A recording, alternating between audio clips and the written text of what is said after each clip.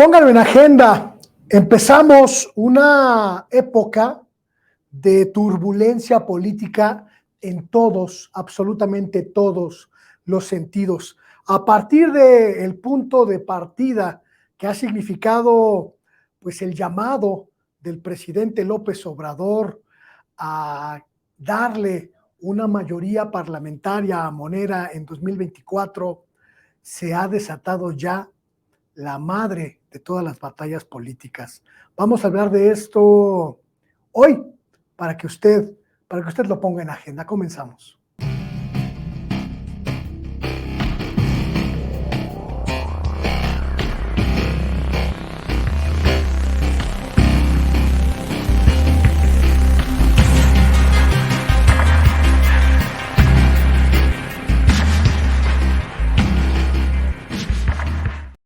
Muy buenas tardes, bienvenidas, bienvenidos a quienes están en vivo en este programa Sin Censura Televisión en Agenda. Muy buenas tardes a todas, a todos por estar aquí en esta emisión, la última de esta semana, una semana, mire, movidita en todos los sentidos, que puso la agenda a tope en todos los sentidos. También le doy la bienvenida, muy buenas noches o muy buenos días a quienes tienen la oportunidad de ver este programa en otros horarios. Gracias, muchas gracias por acercarse a este programa que es suyo y que es para usted, un programa en el que hemos intentado pues concitar a diferentes voces para hablar sobre la realidad nacional. Hoy tengo que comentar con usted un tema que me parece que hay que estar preparados. Mire, yo no soy quien para decirle aguas, prevéngase, pero este programa es para decirle aguas, prevéngase, porque se empezó ya a armar la rebambaramba política que de por sí todo el sexenio ha estado hirviendo, todo el sexenio ha estado candente. Ahora, mucho más, muchísimo más, porque prácticamente ya el presidente López Obrador pues ha lanzado la trompeta de batalla para el 2024, para la gran batalla del próximo 2 de junio de 2024, cuando habremos de convocarnos todos y todas a las urnas para elegir al gobierno que habrá de sustituir a la Cuarta Transformación.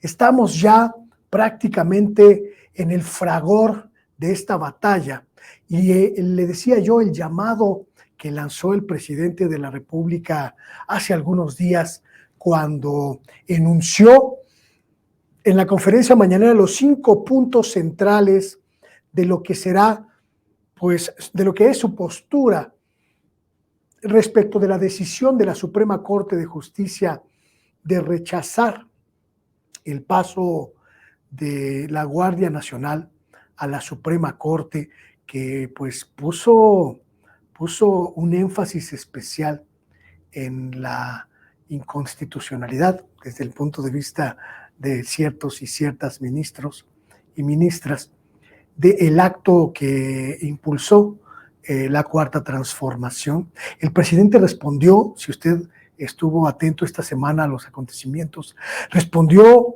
pues con una de las proclamas políticas y de Estado más vigorosas que se haya escuchado en este aspecto. Fue muy claro el presidente López Obrador al marcar la ruta para confrontar esta decisión de la Suprema Corte, darle la vuelta a este pues batacazo que intentó meterle la Suprema Corte de Justicia de la Nación y plantear la ruta. Y dentro de esta disertación del presidente, lo que más llamó mi atención fue este llamado, esta decisión de plantearle al pueblo de México una nueva iniciativa constitucional en materia de seguridad, un nuevo intento de transformación constitucional de los ámbitos de seguridad para concretar esa idea, ese proyecto de llevar la Guardia Nacional a la esfera de influencia de las Fuerzas Armadas, pasando, lo dijo muy claro el presidente, pasando por la aduana, una aduana electoral y política de primer orden, la aduana de la elección de 2024. Así lo dijo el presidente, vamos a recordar. Doy a conocer al pueblo de México mi postura sobre la resolución de la Suprema Corte de no permitir que la Guardia Nacional dependa de la Secretaría de la Defensa Nacional. 1. 8 ministros de la Suprema Corte, con excepción de 3, actuaron de manera facciosa el día de ayer y no con criterio jurídico, sino político, defendiendo las antiguas prácticas del régimen autoritario y corrupto,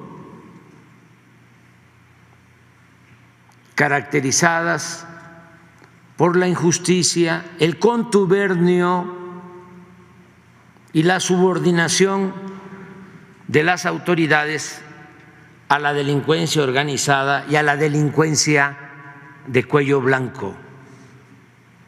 Es decir, para entendernos mejor, los ministros de la Corte, con excepción de 3, actúan al estilo del gobierno de Felipe Calderón y de su secretario de Seguridad, Genaro García Luna. 2, los ministros de la Corte, evidentemente, están al servicio de las cúpulas del poder y no de la mayoría del pueblo de México. 3, para no afectar la buena marcha y la consolidación de la Guardia Nacional, he instruido a la secretaria de Seguridad y Protección Ciudadana, Rosa Isela Rodríguez Velázquez, de quien dependerá esta corporación, de acuerdo a lo que ayer se decidió, la he instruido para que mantenga al general retirado David Córdoba Campos como comandante de la Guardia Nacional.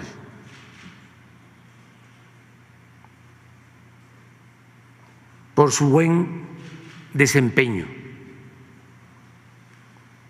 e inicie un recorrido, la secretaria Rosa Isela, por todas las instalaciones y cuarteles de esta corporación en el país para informar a los 130,000 elementos que la integran de que mantendrán sus salarios, prestaciones y ascensos, al igual que los integrantes de las Fuerzas Armadas, porque la seguridad pública es y seguirá siendo una prioridad de nuestro gobierno para garantizar la paz y la tranquilidad de nuestro pueblo, algo que hemos venido logrando. 4, Asimismo, la Guardia Nacional continuará recibiendo, porque esto no lo impidieron en la Corte ayer. La Guardia Nacional continuará recibiendo la orientación,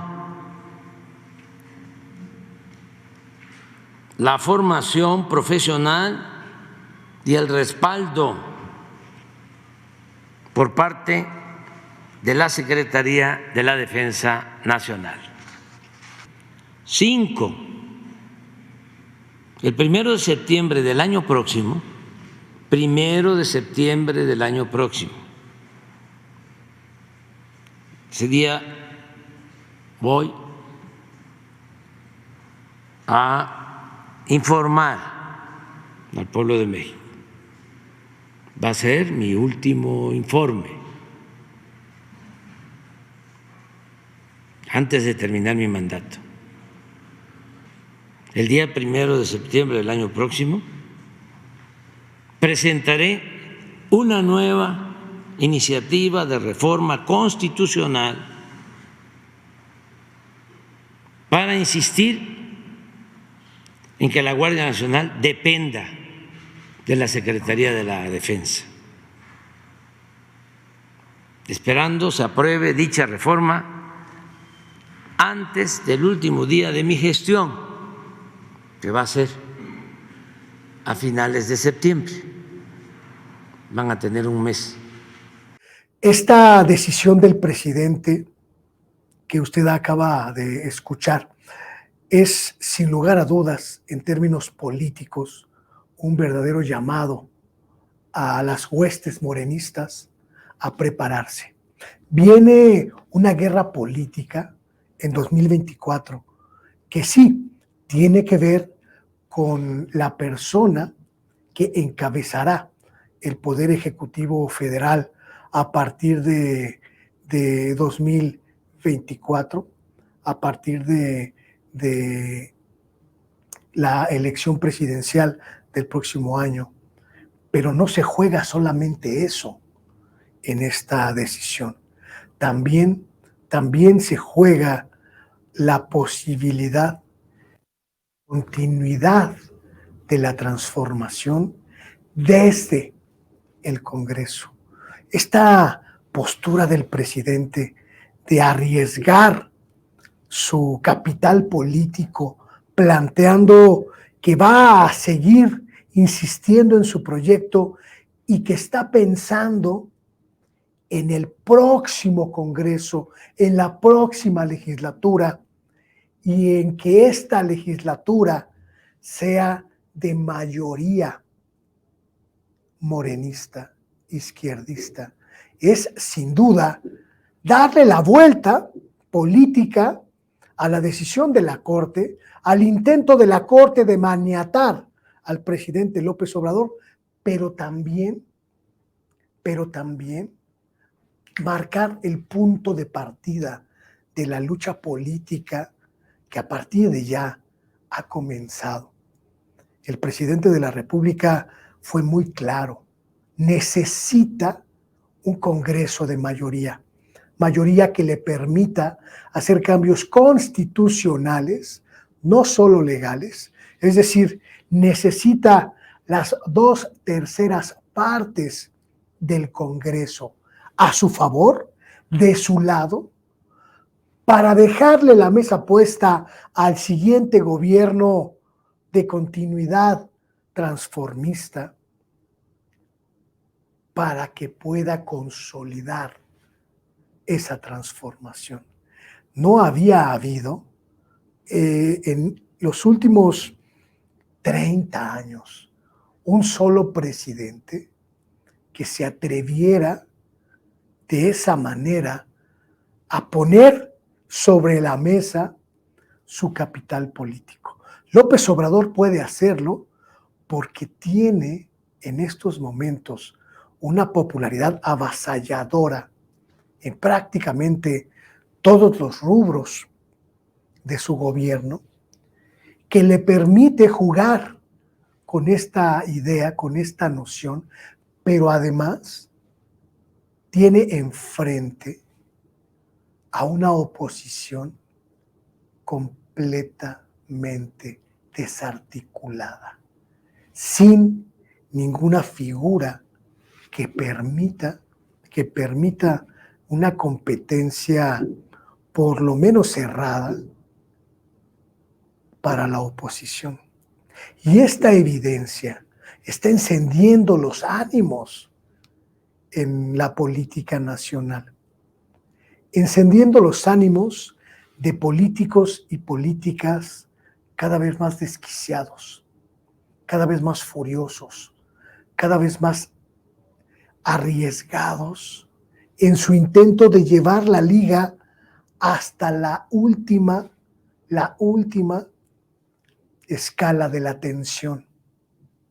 Sin ir más lejos, la senadora Lili Téllez, provocando abiertamente, grotescamente, vilmente en el Senado, en una ceremonia pública, en una ceremonia solemne, al vocero de la presidencia, Jesús Ramírez Cuevas. Este video que va usted a ver, que seguramente ya habrá checado, es la evidencia más palpable del grado de putrefacción de las candidatas y los candidatos opositores. Vamos a ver.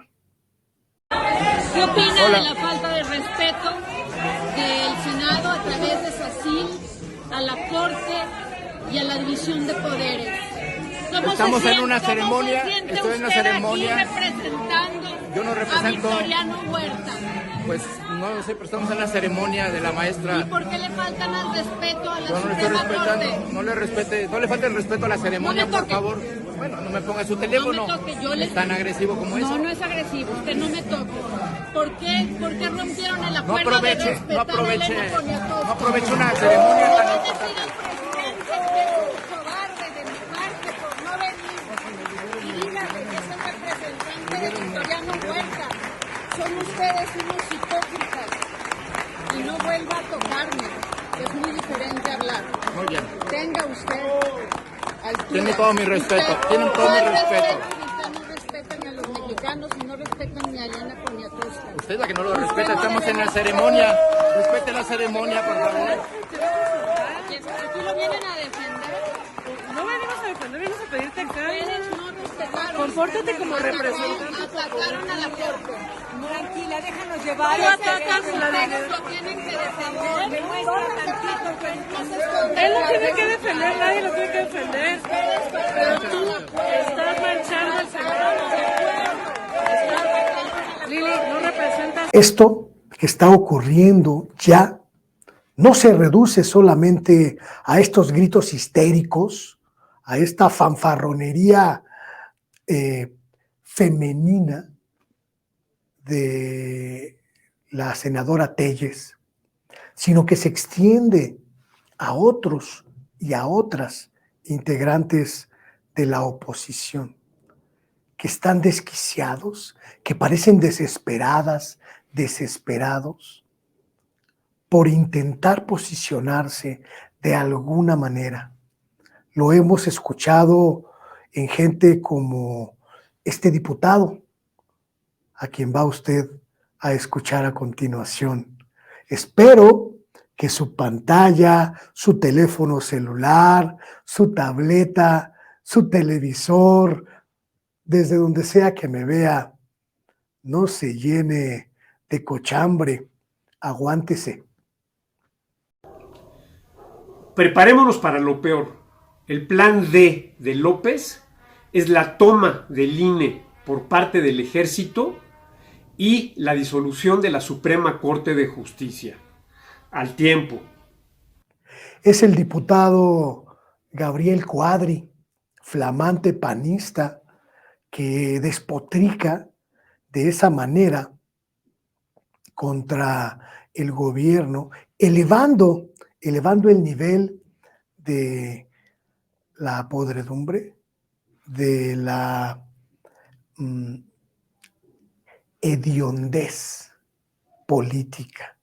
Lo que está ocurriendo, lo que atestiguamos hoy en los círculos opositores, es quizá una degradación que yo me permito calificar como sin precedentes, porque se rompieron ya prácticamente todos los puentes con la racionalidad, con el entendimiento político, con la decencia, incluso con el respeto mínimo que se le debe conceder al adversario político, al opositor, y que debe prevalecer en estas discusiones.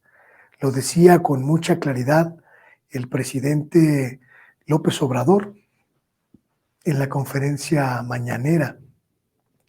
La confusión opositora en estos momentos radica en querer ver como enemigo a aniquilar a cualquiera que se encuentre cerca o próximo o ideológicamente empático con la Cuarta Transformación, en una desesperación, insisto, que parece haber nacido de una certeza, la certeza de que no van a recuperar el poder en 2024. ¿Cuál es el riesgo de este asunto? Lo maneja muy claramente el presidente López Obrador, porque no hay manera de dar marcha atrás cuando se ha roto la convivencia pacífica, armónica, institucional entre los políticos y los partidos que disputan el poder. Uno de los principales candidatos de la oposición, al menos en términos económicos, porque pone la lana, es Gustavo de Hoyos, el achichincle de Claudio X González, en esta idea de conformar un frente único para ganar la presidencia de la República. Y lo que dijo sobre la Cuarta Transformación y el presidente López Obrador es verdaderamente vergonzoso. Vamos a escuchar. Es evidente que el país ya requiere dar el siguiente paso en su democracia, que el gobierno se integre con los mejores perfiles, mujeres y hombres que vengan de distintos partidos políticos, que vengan, como en mi caso, de la vida ciudadana, pero que al final de cuentas esto permita construir una agenda balanceada, que no sea sectaria, que no sea solamente una visión, y esto seguramente va a permitir que todos nos sintamos mucho mejor representados. Es momento de la ciudadanía, vamos a construir ese gobierno de coalición. Esto que vamos escuchando me recuerda mucho esta incapacidad de la oposición de plantear una oferta de país lejos de la estridencia, lejos de la verborrea, pero sobre todo lejos de la denostación. La propuesta de la priista Beatriz Paredes, quizá una de las voces, imagínese usted, ya le tendríamos que llamar más sensata de cuantas hay en la oposición, es verdaderamente singular porque, mire usted, uno podría pensar que los priistas han aprendido la lección que les ha dado la sociedad mexicana en estos últimos años. Uno podría creer que han aprendido la lección de un pueblo que estaba harto de corrupción, de tranza, de mentiras, de fanfarronería, de uso indiscriminado de los recursos públicos para el beneficio de unos cuantos. Pero señalar que todos los problemas del país vienen a partir de la llegada a la presidencia de López Obrador raya en el ridículo. Esta es Beatriz Paredes, escúchela. Todavía no vivimos en plena normalidad democrática. Nos falta mucho para que haya equilibrio entre poderes. Nos falta mucho para que la federación sea una federación vigente, con igualdad de circunstancias entre estados, municipios y poder de la República. Nos falta mucho para que haya mayor participación ciudadana. Veníamos empujando un proceso de democratización y muchos de ustedes son protagonistas de ese impulso. Y el presidente López Obrador, cuando candidato de la oposición, fue protagonista de ese impulso. Me sorprende por eso que el poder transforme a las personalidades. Me sorprende por eso escuchar en voz de otros que en otro tiempo fueron demócratas y se expusieron por defender oportunidades de mayor democratización y órganos autónomos y elecciones independientes que ahora avalen una regresión legislativa ominosa. Yo me niego a creer que el destino de nuestro país esté envuelto en la oscuridad. Daremos la batalla. Así como muchos de ustedes la han dado, daremos la batalla. Tendremos que recuperar un destino resplandeciente para México. Me niego a un destino ominoso.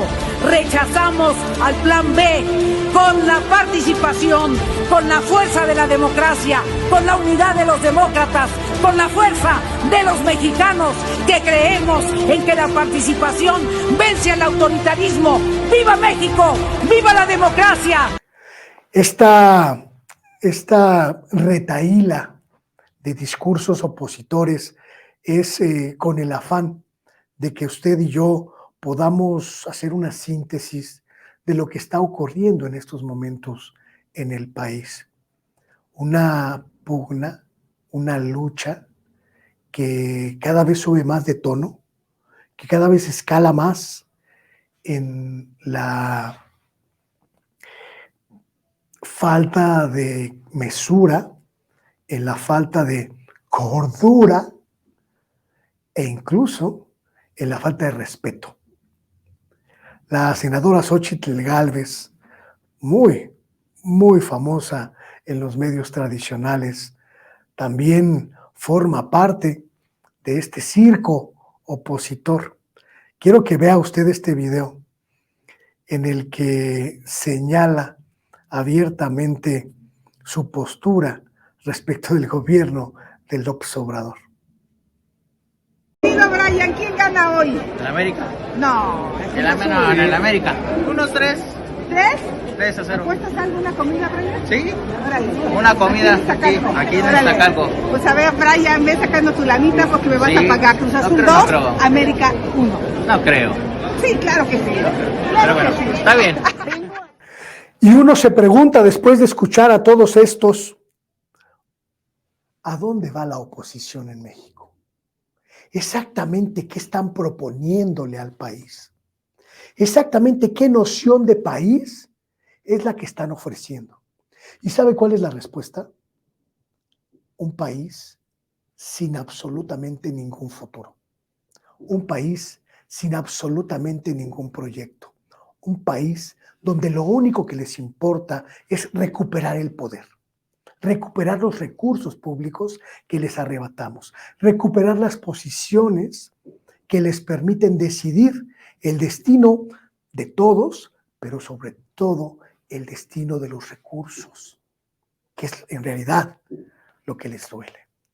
Tenemos a una oposición, ya la escucha usted, sin idea, sin propuesta, sin autocontrol emocional. Tenemos a una oposición completamente deschavetada. Y eso, cuando estamos prácticamente a minutos, a horas, a semanas, a meses de que comience la carrera presidencial 2024, no puede concitar absolutamente a ningún buen augurio. La candidata del PRI en el Estado de México, Alejandra La Inmoral, fue descubierta en un video que se dio a conocer esta misma semana y refleja con absoluta nitidez, escúchelo bien, para que no vaya después a decir que nadie se lo ha advertido, que nadie se lo ha señalado, que sintetiza muy bien cuál será la tónica de la elección en el Estado de México y de la elección en 2024. Sin posibilidad de triunfo, sin posibilidad de arrebatarle el triunfo a Morena, la oposición va a lanzar este grito antidemocrático, absolutamente antidemocrático, en todos los rincones del país. Escuche. Tomen su lugar en la batalla y hagan lo que saben hacer, para bien o para mal. Queremos constancia de mayoría, no de buena conducta. Salgan y ganen la elección, que tienen mucha candidata y tendrán mucha gobernadora. Muchísimas gracias. Buscamos el acta de mayoría, la constancia de mayoría, no la constancia de buena conducta. Grábese usted muy bien esa frase de la candidata mexiquense priista, porque la van a repetir las candidatas, los candidatos opositores en 2024. Si no hay proyecto, si no hay idea de país, si no hay planteamiento, si no hay oferta al pueblo, a la sociedad mexicana, lo que queda es el ataque, la provocación, la denostación. Utilizar a sus medios de comunicación para bombardear día y noche con mentadas de madre, acusaciones infundadas, mentiras, infodemia, cualquier cantidad de tierra que sea posible para sepultar las posibilidades de la transformación, de alcanzar la continuidad en 2024.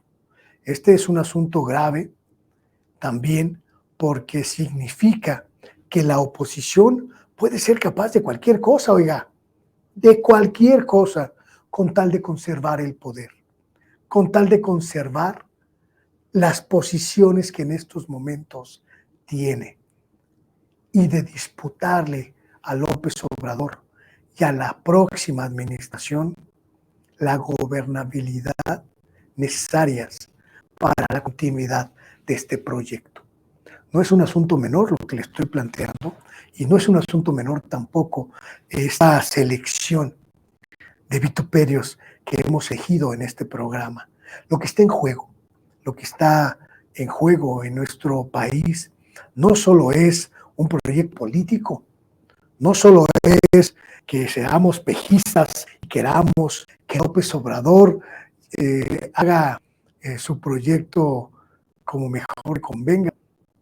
Lo que está en juego también aquí es la capacidad de nuestra sociedad de limpiar los ámbitos políticos, de limpiar a la clase política, de exigirle un mínimo de decoro, un mínimo de decencia, un mínimo de honorabilidad en su trabajo.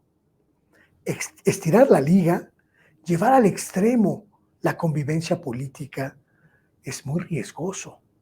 Puede ser, como le digo, puede ser un camino sin retorno.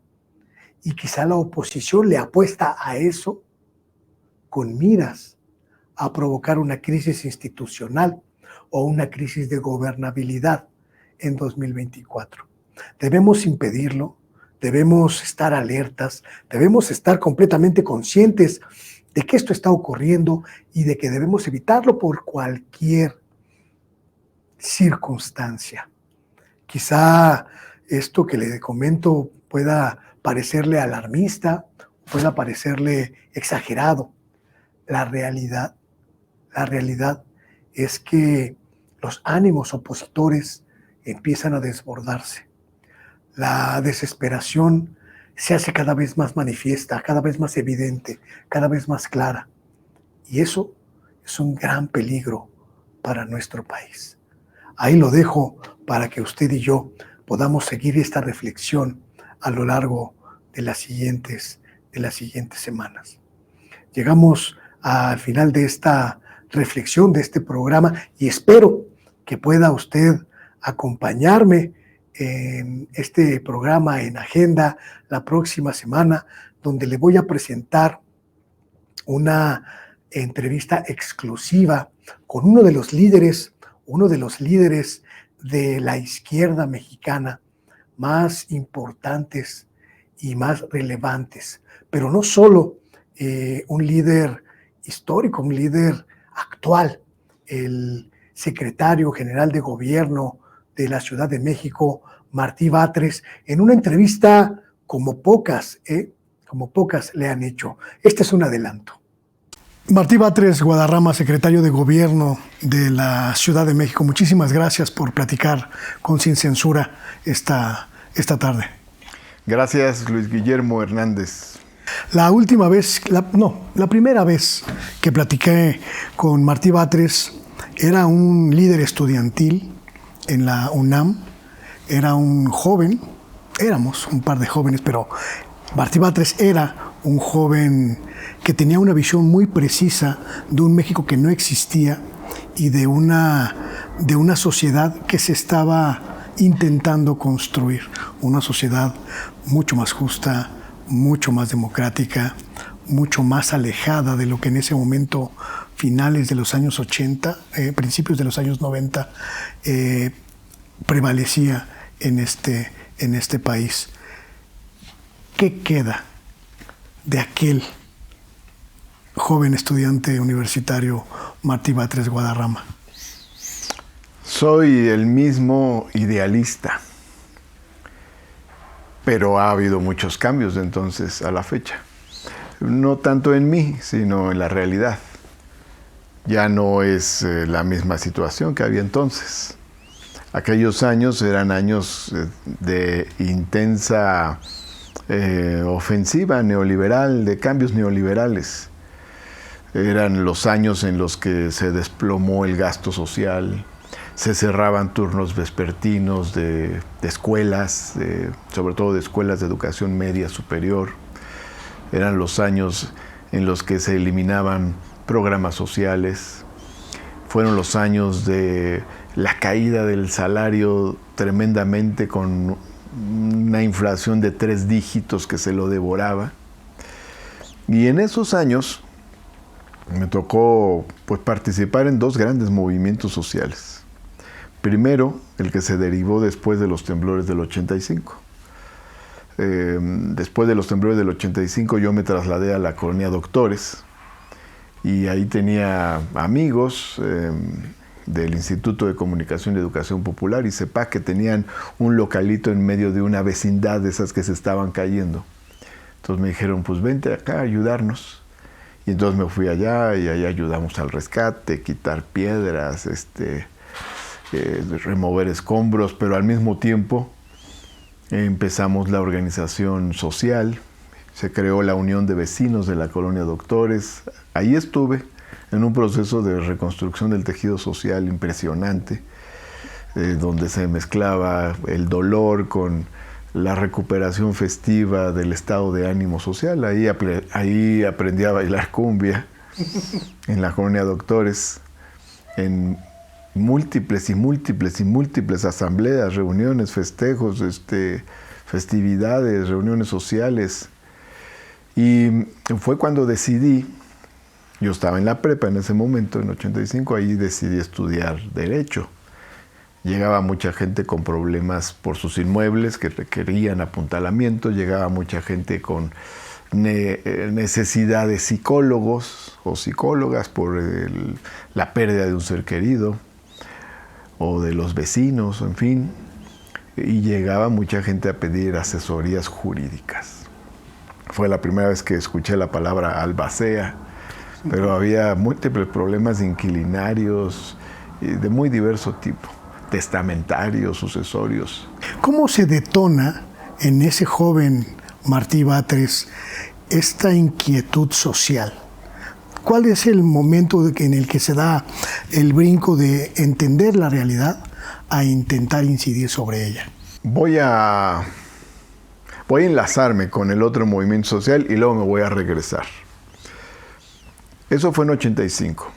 En 86, como parte de esa ofensiva neoliberal que te comentaba, vienen en la UNAM las reformas del doctor Jorge Carpizo y se busca elevar el cobro de cuotas y de pagos de todo tipo de trámites a través de una reforma al reglamento de pagos y al mismo tiempo ir separando el bachillerato universitario de la licenciatura universitaria, cuestionando el pase reglamentado del bachillerato a la licenciatura en una sola institución que era la UNAM. Y eso motiva un movimiento estudiantil, que es un movimiento estudiantil muy propositivo, que propone un congreso, que propone una agenda de reformas académicas. Y ahí participé primero en la Prepa 7 y después en la propia Facultad de Derecho. Fui miembro de la comisión organizadora del Congreso Universitario y después fui consejero técnico de la Facultad de Derecho. Ahora, menciono esos dos episodios a propósito de la alusión que haces de esos años de lucha, de juventud. Pero antes de participar en estos grandes movimientos, yo debo decir que la inquietud por la cuestión social se gesta en mi familia por la educación de mis padres. Mis papás eran maestros de primaria, maestros de secundaria, participan en el movimiento magisterial de 1956-58. Luego dicen que los alumnos de esos maestros fueron los estudiantes del 68. Son maestros muy jóvenes, pero porque ellos a los 20 años están participando en este movimiento magisterial y con una visión cívica, una visión de la historia patria muy, muy fuerte. Y entonces nosotros, sus hijos, 4 hermanas y yo, tengo 4 hermanas, respiramos todo ese ambiente. Una visión crítica de la vida política, una visión crítica del autoritarismo de los gobiernos de aquel entonces, una visión crítica de las desigualdades sociales. Y mis padres pues eran luchadores sociales, eran sindicalistas del sindicalismo democrático y como maestros eran maestros en sus aulas y eran también nuestros maestros. En la casa se hablaba mucho de cuestiones políticas, pero desde el punto de vista crítico, no de la política desde el poder, sino de la política desde abajo, desde la crítica al poder. Y había muchos libros en la casa.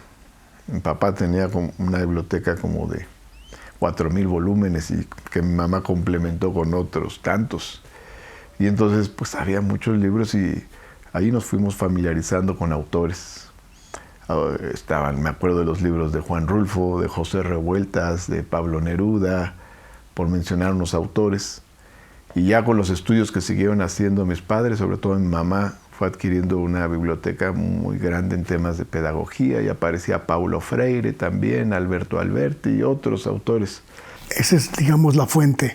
Eso es lo que respiramos en la casa. Qué importante es el hogar, la familia, la educación de los padres, porque nuestra fuente de inspiración es esa. Cuando estamos en la secundaria, mi hermana más grande y yo, nosotros ya queremos participar. Y de hecho, yo empiezo a participar en la lucha política y social cuando tengo 14 años, estoy en tercero de secundaria. El tercero de secundaria lo hice en la secundaria 35. Antes estuve en la secundaria 51, que queda en la colonia Niños Héroes. Y luego lo hice el tercer año lo hice en la secundaria 35, que queda en Coyoacán, muy cerca de la Prepa 6. Mi hermana estaba en Prepa 6, yo estaba en la secundaria 35. Al salir nos veíamos y nos íbamos a alguna actividad, alguna marcha, y empezamos a a participar, ¿no? Yo ya en el año 81 estuve en el primer proceso de unificación de la izquierda y ya seguí participando y luego ya se vino el 85, se vino el 85 con el tema de los temblores, el 86 con el movimiento estudiantil. ¿Cómo se da el brinco desde esa postura juvenil hacia el compromiso político? ¿Qué ocurre? Mi compromiso político es inmediato. Yo empiezo a participar cuando se fusiona la izquierda, la primera fusión importante de la izquierda en el PSUM, en 1981, en el Partido Socialista Unificado de México. Y ahí me afilié y ahí empecé a participar.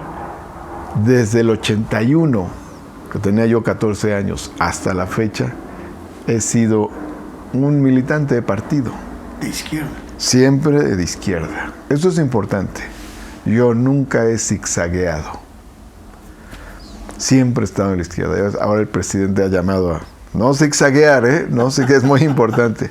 Pues yo puedo presumir, soy de los que puedo presumir que siempre he estado en la izquierda y con una postura política consistente. Además, cuando la izquierda no era un estrato de poder. Claro, militar en la izquierda no era pasar a ocupar un espacio de poder. Claro. Militar en la izquierda entonces era un riesgo incluso físico. Déjame contarte que en el 83, en 1983, pues se desata todas las reformas neoliberales y empieza una gran movilización. En la Escuela Normal Superior de aquel entonces, que estaba sobre San Cosme, había un gran auditorio y ahí se empiezan a reunir las organizaciones sociales y forman un frente en defensa del salario y contra la carestía. Y en el 83 también se forma el Comité Nacional en Defensa de la Economía Popular con los partidos de izquierda. Luego ambos referentes se juntan y forman la Asamblea Nacional Obrera Campesina y Popular. Y en el año del 83 se convoca al paro cívico nacional del 18 de octubre, en protesta contra toda esta política que estaba empobreciendo a la gente de manera tremenda. Porque, ¿cómo se llama el libro de Miguel de la Madrid?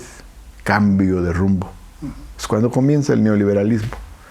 De la Madrid toma posesión del cargo de presidente el 1 de diciembre del 82 y bueno, ya ese último mes de 82 y luego 83 comienzan todas las reformas neoliberales y que tienen un altísimo costo y la gente empieza a salir a la calle.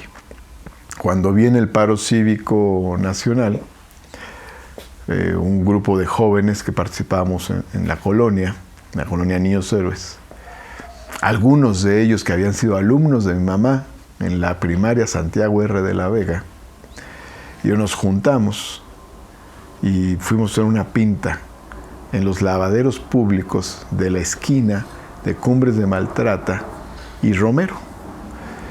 La pinta nada más decía 18 de octubre, paro cívico nacional. Llegaron unas patrullas, nos detuvieron, nos entregaron a unos agentes. Afortunadamente se quedó un chavo, Frausto, todavía me acuerdo cómo se llama, y él vio el número de las placas de las patrullas. Nos entregaron a unos agentes, pues no sabemos de qué corporación. ¿Qué edad tenía? Yo tenía 16 años. Por ahí salió una nota en el 1+1 de aquel entonces de esos hechos, ¿no? Y ya pues nos desaparecieron, ¿no? O sea, no nos fueron a presentar ante el juez cívico y decir, estos señores están pintando.